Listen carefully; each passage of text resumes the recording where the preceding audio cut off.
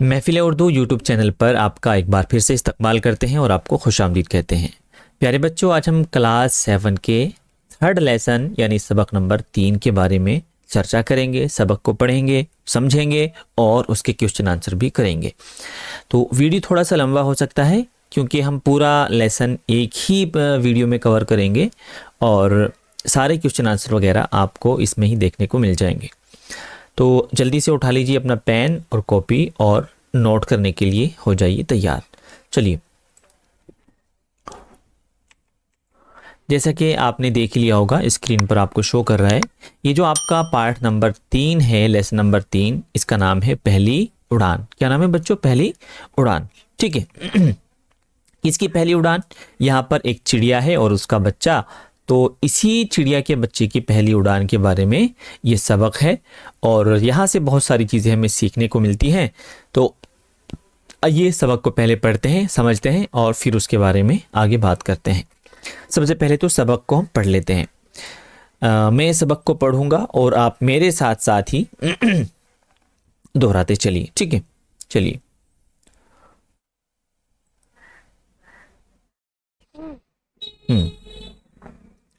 चिड़िया के घोंसले से एक बच्चे की आवाज आ रही थी। वो जब दानों पर चोंच मारती तो एक दो दानों से ज्यादा ना लेती और फौरन घोंसले का रुख करती।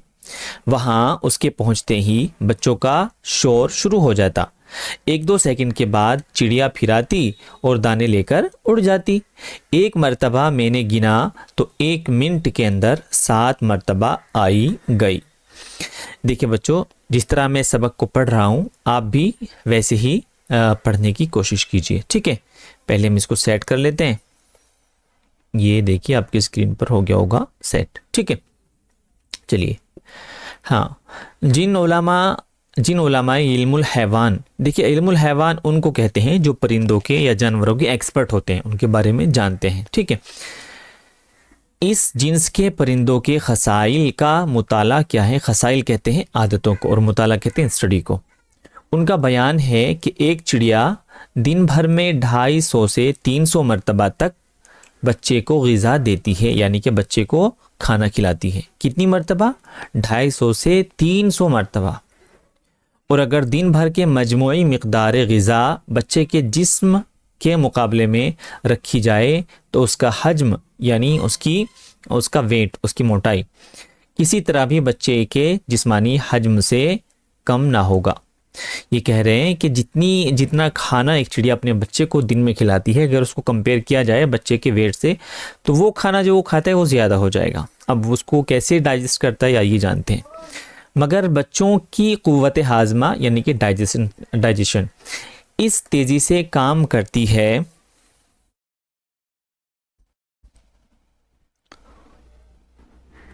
कि इधर दाना उनके अंदर गया, उधर तहलील होना शुरू हो गया, यानी कि हजम होना शुरू हो गया। ठीक है, पूर्ण विराम, जैसे कि हम आपको बता चुके हैं पहले कि जो यहाँ पे सिंबल बना हुआ है ना, ये पूर्ण विराम का काम करता है, यानी कि यहाँ पे एक सेंटेंस क्या हो जाता है बच्चों? पूरा हो जाता है।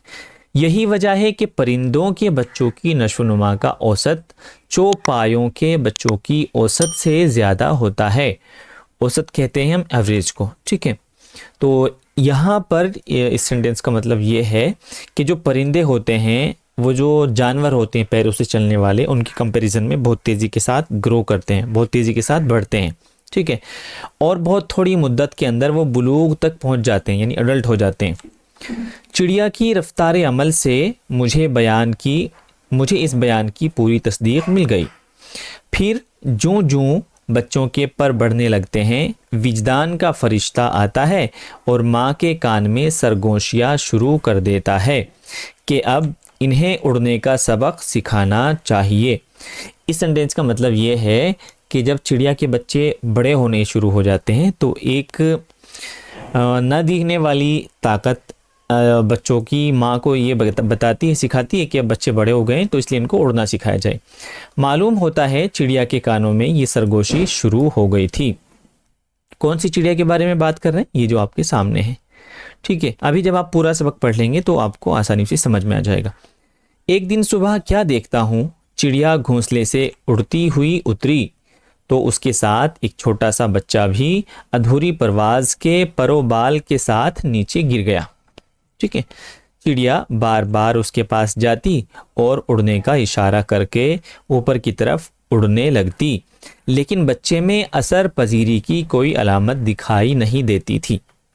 एक दिन क्या हुआ बच्चों, जो चिड़िया थी जब वो उड़ी अपने घोंसले से तो उसके पीछे पीछे उसका छोटा सा बच्चा भी उड़ने की कोशिश करने लगा, लेकिन वो नीचे गिर गया और नीचे गिर के उसको क्या हो गया, इंजर्ड हो गया, जख्मी हो गया।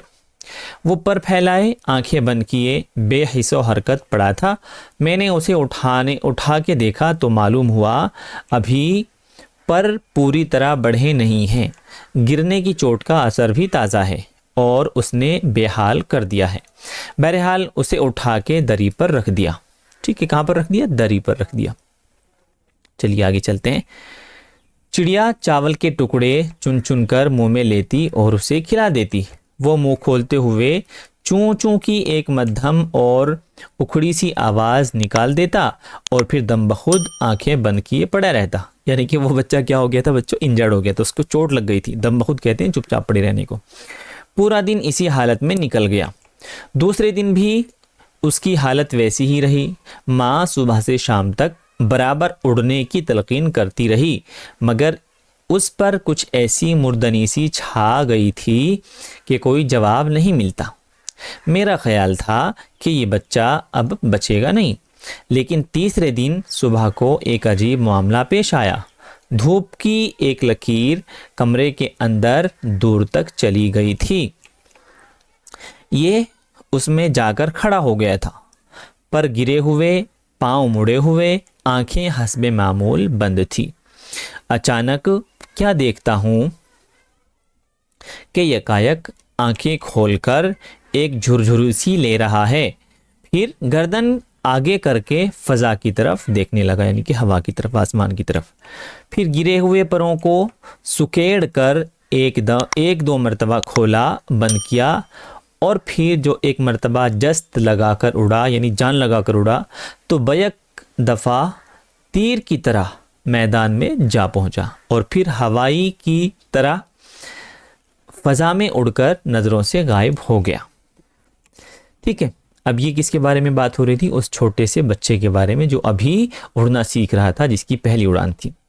यह मंजर उस दर्जे अजीब और गैर मुतवक्के था कि पहले तो मुझे अपनी निगाहों पर शुबा होने लगा कि कहीं किसी दूसरी चिड़िया को उड़ते देखकर धोखे में ना पड़ गया हूँ, लेकिन एक वाक़या जो ज़ुहूर में आ चुका था, अब इसमें शुबह की गुंजाइश कहाँ बाकी रही थी। कहाँ तो बेहाली और दरमानदगी की ये हालत कि 2 दिन तक माँ सर खपाती रही मगर ज़मीन से बालिश्त भर भी ऊंचा न हो सका, और कहाँ आसमान पेमाइयों का ये इनकलाब अंगेज़ जोश कि पहली ही उड़ान में आलम हुदूद व क़ुयूद के सारे बंधन तोड़ डाले और फ़ज़ाए लामुतनाही की नापैदा किनारों वसातों में गुम हो गया। क्या कहूँ, इस मंज़र ने कैसी खुदरफ्तगी की हालत तारी कर दी। दरअसल ये कुछ ना था, ज़िंदगी की करिश्मा साजियों का एक मामूली सा तमाशा था जो हमेशा हमारी आंखों के सामने से गुज़रता रहता है, मगर हम इसे समझना नहीं चाहते। ठीक है, तो ये था वो बच्चा जिसके बारे में हम ये पूरी कहानी पढ़ रहे थे। आइए थोड़ा सा और बचा हुआ है उसको भी पढ़ लेते हैं। इस चिड़िया के बच्चे में उड़ने की इस्तेदाद उभर चुकी थी। वो अपने कुंजे नशीमन से निकलकर फ़ज़ाए आसमानी के सामने आकर खड़ा हुआ था, मगर अभी तक उसकी खुद शनासी का एहसास बेदार नहीं हुआ था। वो अपनी हकीकत से बेखबर था। माँ बार बार इशारे करती थी, हवा की लहरें बार बार परों को छूती हुई गुजर जाती थी।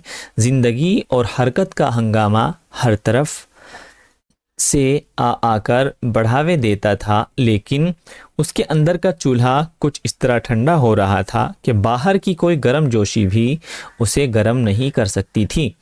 लेकिन जो ही उसकी सोई हुई खुदशनासी जाग उठी और उसे इस हकीकत का इरफान हासिल हो गया कि मैं उड़ने वाला परिंदा हूँ। अचानक कालिबे बेजान की हर चीज़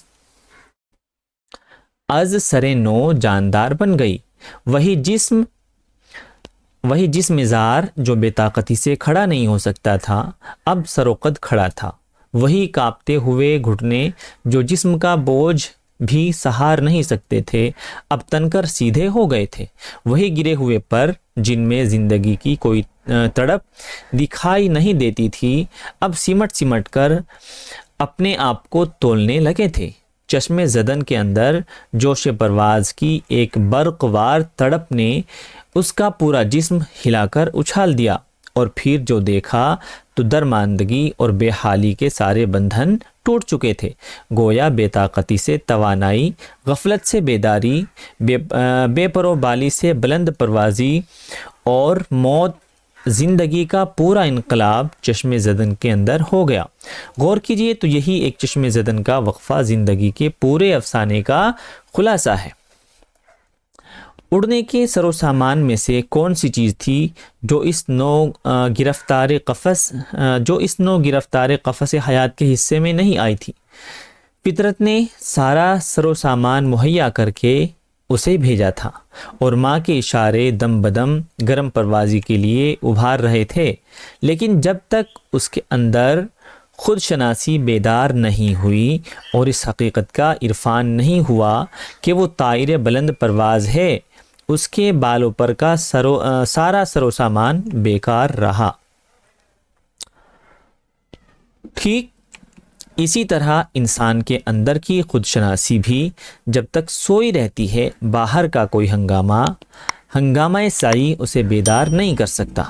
लेकिन जो ही उसके अंदर का इरफान जाग उठा और उसे मालूम हो गया कि उसकी छुपी हुई हकीकत क्या है, तो फिर चश्मे ज़दन के अंदर सारा इनकलाब हाल अंजाम पा जाता है और एक ही जस्त में हजीज़ खाक से उड़कर रफ़ाते अफलाक तक पहुंच जाता है। तो दोस्तों ये था आज का आपका सबक, लेसन नंबर 3, पहली उड़ान। और अब ये लिखा किसने है? मौलाना अबुल कलाम आज़ाद, जो भारत के सबसे पहले एजुकेशन मिनिस्टर यानी शिक्षा मंत्री थे, ये उन्होंने लिखा है। अब इस सबक से हमें क्या सीखने को मिलता है? तो इस सबक से जो हमें सीखने को मिलता है, जो इसका सार है, निचोड़ है, वो ये है कि हमारे अंदर जो चीज़ें छुपी हुई हैं, जो सलाहियतें हमारे अंदर छुपी हुई है, जब तक हम उनको खुद नहीं पहचानेंगे तो बाहर से कोई हमें उसके लिए मोटिवेट नहीं कर सकता है। तो हमें चाहिए कि हम अपनी सलाहियतों को खुद पहचानें, हम देखें कि हम किस फील्ड में क्या कर सकते हैं और उसी फील्ड को चुनें, उसी में हम बेहतर से बेहतर कर सकते हैं। चलिए वर्ड मीनिंग देख लेते हैं। हाँ, तो सबसे पहले क्या है? बेहिस। बेहिस किसको कहते हैं? जो महसूस ना करे। तलकीन किसको कहते हैं बच्चों? तलकीन हिदायत को कहते हैं। ठीक है। मुर्दनी किसको कहते हैं? बेरोनकी। सरोकद ऊंचे कद वाला। सर्व एक दरख्त है जो लंबा और सीधा रहता है। ठीक है। सहारा किसको कहते हैं? बर्दाश्त। इल्मुल हैवान वो इल्म जिसमें हैवानात की साख्त, किस्मों और आदतों वगैरह का मुताला किया जाता है। ठीक है। तो इसको कह सकते हैं स्पेशलाइजेशन ऑफ बर्ड्स और एनिमल्स। ठीक है। खसाइल किसको कहते हैं? खासियत को। ये एक बहुवचन है, जमा है किसकी? आदत की। हजम कहते हैं जसामत और ज़खामत यानी कि मोटाई को। ठीक है। तहलील कहते हैं घुल जाना। बुलूग कहते हैं जवानी को। विजदान कहते हैं आगही यानी किसी बात को जानना, जानने और दरियाफ्त करने की सलाहियत को विजदान कहते हैं। हुदूद व क़ुयूद किसको कहते हैं बच्चों? बंदिश और रुकावट। ला मतनाही किसको कहते हैं? ला महदूद, जिसकी कोई सीमा ना हो। ठीक है। जिसकी कोई हद ना हो, सीमा ना हो। आगे चलते हैं। नापैदा किनार किसको कहते हैं? जिसका किनारा नज़र ना आए। खुदरफ्तगी किसको कहते हैं? जज्बात में बह जाने का अमल, बेखुदी। इरफान कहते हैं खुदा ताला की मार्फत और खुदा शनासी। ठीक है। चश्मे ज़दन किसको कहते हैं? ज़रा सी देर में, पलक झपकते ही। कई बार आपने देखा होगा ना, आप कहते हैं कि पलक झपकते ही ये काम हो गया। उक़ाबदार किसको बोलते हैं बच्चों? बाज जैसी बुलंद परवाज़ी और फुर्ती, जिस तरह बाज बहुत तेज़ होता है ना, वैसे ही। दम बदम मुसलसल, लगातार यानी कंटिन्यू। हजीज़ किसी चीज़ का निचला हिस्सा, गिरावट। ठीक है। रफ़ाते अफलाक किसको बोलते हैं? आसमानों की बुलंदी। ठीक है बच्चों। अच्छा, तो ये थे आपके वर्ड मीनिंग। अब कुछ गौर करने वाली बात है, यहाँ पे कुछ चीज़ें आपको सीखने को मिलेंगी। ठीक है, हाँ तो पढ़ लेते हैं। गुब्बारे खातिर मौलाना अबुल कलाम आज़ाद के खतूत का मजमुआ क्या है? खतूत का मजमुआ जो उन्होंने किलाए अहमद नगर की जेल में कैद के दौरान अपने दोस्त मौलाना हबीबुर रहमान ख़ान शेरवानी को लिखे थे। ज़ेर नज़र सबक उनमें शामिल एक ख़त का हिस्सा है। मौलाना अबुल कलाम आज़ाद अजीम मुजाहिद आज़ादी थे। आज़ादी के बाद वो मुल्क के पहले वज़ीर तालीम यानी एजुकेशन मिनिस्टर भी रहे हैं। ठीक है, जो हम आपको बता चुके हैं। चलिए, मजमून में चिड़िया के बच्चे के हवाले से ये बताया गया है कि जब किसी जानदार को अपने अंदर पोशीदा सलाहियतों का एहसास हो जाता है तो मुश्किल काम भी आसानी से अंजाम दे सकता है। ठीक है, चलिए, ये क्या है? मजमून किसको बोलते हैं बच्चों? एस्से को। ठीक है, मजमून में कई लफ्ज़ों पर इजाफत लगी हुई है। मिसाल के तौर पर क़ुव्वत हाज़मा, ये जो छोटी सी आप ज़ेर देख रहे हैं ना नीचे, इसको बोलते हैं इजाफत। ठीक है, रफ्तार अमल और हस्बे मामूल यानी हाजमे की क़ुव्वत, अमल की रफ्तार और मामूल के मुताबिक। जब किसी चीज़ के नीचे इजाफत कहते हैं, जब छोटा सा ज़ेर लग जाता है ना, उसको इजाफत बोलते हैं। जब वो लग जाता है तो उसका मतलब होता है कि वो अपने से पहले पढ़ा जाएगा। देखिए, यहाँ भी बताया है, इजाफत उस ज़ेर को कहते हैं जो दो लफ्ज़ों के दरमियान पहले लफ्ज़ के आखिर में लगाया जाता है। चलिए, सोचिए और बताइए। चिड़िया जब दानों पर चोंच मारती तो एक दो दाने ही क्यों लेती थी? बताइए। इसका जवाब ये है, चूंकि चिड़िया के जो बच्चे हैं वो एक साथ बहुत ज़्यादा नहीं खा सकते, इसलिए। चिड़िया अपने बच्चों को उड़ना कैसे सिखा रही थी? आपने पढ़ लिया है सबक में, आसानी से बता सकते हैं। चिड़िया के बच्चे के 2 दिन किस हालत में गुजरे, वो भी आपने पढ़ लिया है। सूरज की किरण का चिड़िया के बच्चे पर क्या असर हुआ? ठीक है, सब कुछ आप पढ़ चुके हैं। आप अपने अल्फाज में अपने नोटबुक में इसको नोट करेंगे। नीचे लिखे सवालों के जवाबात में से आपको कौन सा जवाब मुंतखब करेंगे और क्यों?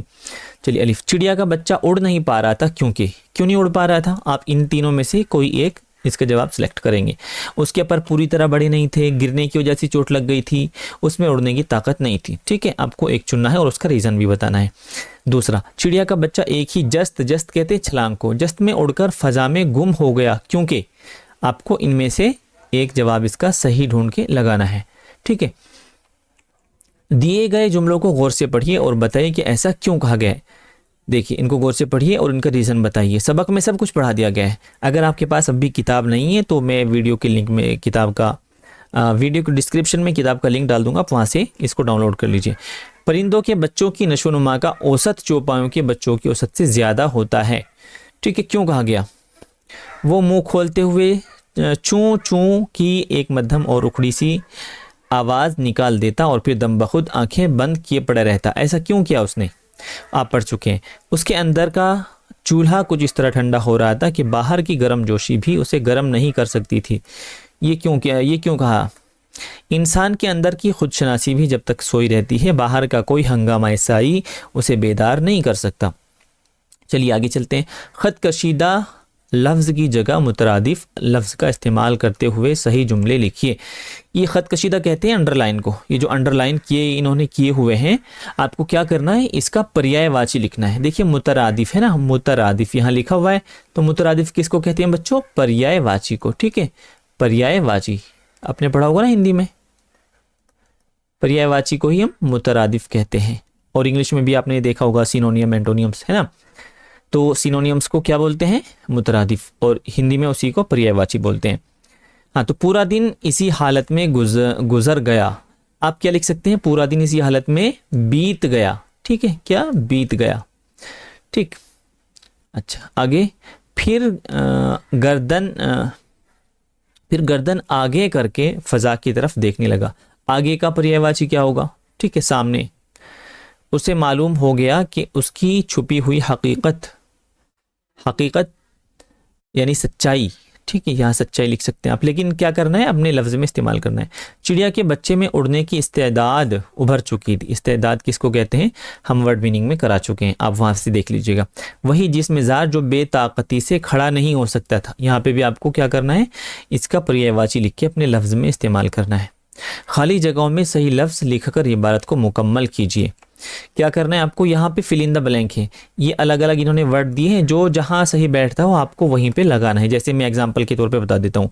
एक दिन सुबह क्या देखता हूँ कि घोंसले से उड़ती हुई, कौन थी, यहाँ पे ये आएगा चिड़िया। चिड़िया घोंसले से उड़ती हुई उतरी, तो उसके साथ एक छोटा सा क्या था, छोटा सा बच्चा भी था, ये वाला आएगा यहाँ पे, ठीक है।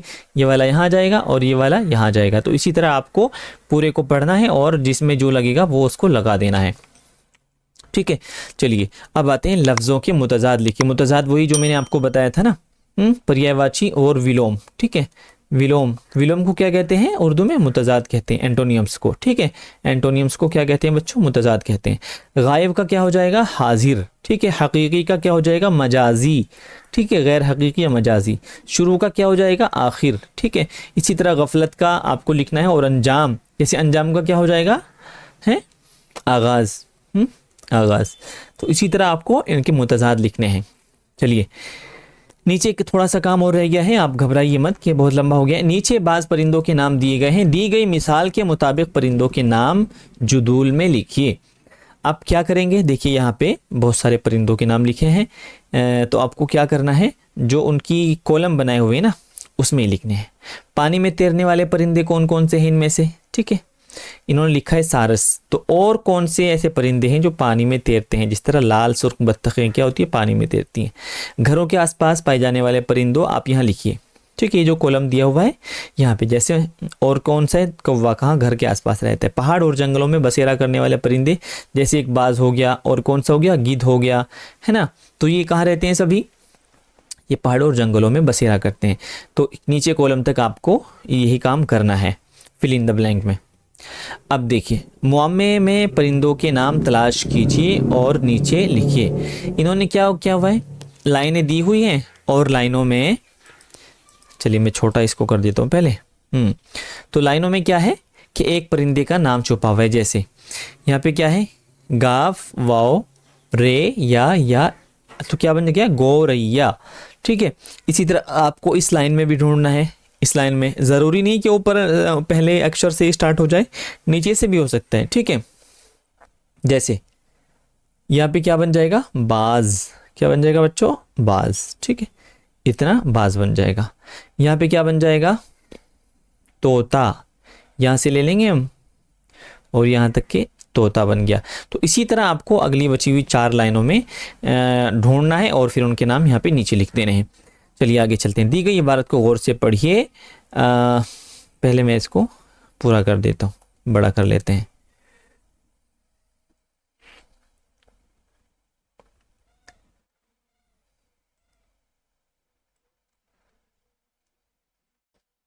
जी, तो क्या लिखा है, दी गई इबारत को गौर से पढ़िए। चिड़िया जब दानों पर चोंच मारती तो 1-2 दानों से ज्यादा ना लेती और फौरन घोंसले का रुख करती। वहां उसके पहुंचते ही बच्चों का शोर शुरू हो जाता। 1-2 सेकंड के बाद फिर आती और दाना लेकर उड़ जाती। एक मर्तबा मैंने गिना तो 1 मिनट के अंदर 7 मर्तबा आई गई, ठीक है। अब ये बताना क्या चाह रहे हैं यहाँ, इसको देखिए। इस इबारत में 1 दाना, 2 सेकंड, 1 मिनट और 7 बार जैसे अल्फाज इस्तेमाल हुए हैं जिनसे इस्म की तादाद जाहिर होती है। इस्म किसको कहते हैं, नाउन को कहते हैं। नाउन को क्या बोलते हैं, इस्म बोलते हैं, ठीक है। हाँ, जाहिर होती है। वो लफ्ज़ जिससे किसी इस्म की तादाद जाहिर हो उसे सिफत आदादी कहते हैं। क्या कहते हैं, सिफत आदादी। अपने दोस्तों के साथ बातचीत कीजिए और सिफत आदादी का इस्तेमाल करते हुए जुमले लिखिए, ठीक है। जैसे मैं घर से 2 रोटी लेकर आया, ठीक है। तो रोटी तो नाम हो गया, लेकिन कितनी लेके आया वो, 2। तो ये क्या हो गई, उसकी सिफत आदादी, ठीक है। अब ऐसे ही चलिए आगे, तलाश कीजिए। एक जस्त में तीर की तरह मैदान में जा पहुंचा, हवाई की तरह नज़रों से गायब हो गया। दोनों जुमलों में रफ्तार को जाहिर किया गया है। जब किसी शे यानी किसी चीज़ में तेज़ हरकत होती है तो उसे रफ्तार की इकाई से नापते हैं, ठीक है। जब हम किसी की तेज़ी को जांचना चाहते हैं बच्चों, तो किसे नापते हैं, रफ्तार की इकाई से। मालूम कीजिए कि रोशनी और आवाज़ की रफ्तार क्या है। रोशनी की रफ्तार क्या है और आवाज़ की रफ्तार क्या है, आपने मैथ में ज़रूर पढ़ लिया होगा या साइंस में, ठीक है। पहले ज़माने में लोग कम दूरी या रकबे को अंगल, बालिश्त, हाथ और कदम से नाप लेते थे। जैसे आपने देखा होगा ना, तो अगर कोई चीज़ हमें नापनी है तो हम हाथ की अपनी बालिश्त से, जिसको हम बिलहंद बोलते हैं, उससे नापते हैं ना कि 4 बिलहंद का है या 5 बालिश्त का है ना। अपनी जमात में मौजूद अशिया जैसे किताब, कापी, मेज़, तख्ता किसको कहते हैं? ब्लैक बोर्ड को। कमरे का फर्श वगैरह को देखिए और बताएं कि कौन सी चीज़ आप किस तरह नाप सकते हैं। ठीक है, थोड़ा सा और रह गया बच्चों, बस ख़त्म होने वाला है। तख्लीक़ी इजहार। जब चिड़िया के बच्चे को इल्म हो गया कि वो उड़ने वाला परिंदा है, वो एक ही जस्त में फ़ज़ा में उड़ने लगा। आप अपनी ऐसी सलाहियत के बारे में लिखिए जिसके ज़रिए आप किसी काम को बखूबी अंजाम दे सकते हैं। ठीक है, आप अपने बारे में लिखिए कि आपके अंदर कौन सी सलाहियत है और आप क्या कर सकते हैं। ये जो लाइन है यहाँ पे आपको लिखना है। ठीक है, चलिए आगे चलते हैं और ये लास्ट पेज है आपकी इस वाले सबक का। अगर आपको सड़क या किसी और जगह पर कोई परिंदा या जानवर ज़ख्मी हालत में दिखाई दे तो आप उसकी देखभाल किस तरह करेंगे? अपने साथियों के साथ गुफ्तगू कीजिए और उसके बारे में चंद जुमले यानी कि चंद वाक्य लिखिए। ठीक है, और ये रहा आपका प्रैक्टिकली वर्क जो आपको अमली काम करना है। ठीक है, आपको कौन कौन से परिंदे पसंद हैं, एक चार्ट पर उनकी तस्वीरें बनाइए और उनके रहने की जगह, कागज़ और आदात व अतवार के बारे में लिखिए। जैसे आपको तोता पसंद है तो आप क्या करेंगे कि मुझे क्या है, तोता पसंद है, तो तोते की तस्वीर बनाएंगे और उसके रहने की जगह, कहाँ पे रहता है तोता, क्या खाता है और उसकी आदतें कैसी हैं, उसके बारे में आप लिखेंगे। ठीक है, 20 मार्च को गोरैया आलमी दिन मनाया जाता है। कब? 20 मार्च को। 9 नवंबर को महाजिर परिंदों के आलमी दिन के तौर पर मनाया जाता है। लाइब्रेरी से उनके मुतालिक मालूमात हासिल कीजिए। देखिए आपके सामने एक परिंदा आपको दिख रहा है, हार्नबिल इसका नाम है। क्या नाम है इस परिंदे का? हार्नबिल। तो हार्नबिल एक परिंदे का नाम है। नागालैंड में 1 दिसंबर यानी कि 1 दिसंबर से 10 दिसंबर तक हार्नबिल फेस्टिवल मनाया जाता है। दिए गए वेब लिंक की मदद से हार्नबिल फेस्टिवल के बारे में मालूम कीजिए और अपनी ज़बान में लिखिए। तो हार्नबिल के बारे में अगर आप जानना चाहते हैं तो यहीं से आपको इसका क्या मिल जाएगा बच्चों? लिंक मिल जाएगा। ठीक है, यहीं से आप इसका लिंक मिल जाएगा और यहीं से आप इसको खोल सकते हैं। तो ये था आज का आपका सबक। उम्मीद करते हैं कि आपको अच्छा लगा होगा। अगर आपको ये अच्छा लगा है और समझ आए तो इसको वीडियो को लाइक और शेयर ज़रूर कीजिए। तो बच्चों, अगर आपने अभी तक अपना होमवर्क नहीं किया है तो पिछली वीडियोस देख करके आप अपना होमवर्क कंप्लीट कर लीजिए। उम्मीद करता हूँ कि आपने पिछले दोनों सबक का भी होमवर्क कर लिया होगा। इसको मुकम्मल कर लीजिए और जैसे ही आपके स्कूल्स ओपन हो जाते हैं तो फिर हम आपको क्लास में ही सारी चीज़ें चेक करेंगे। ठीक है।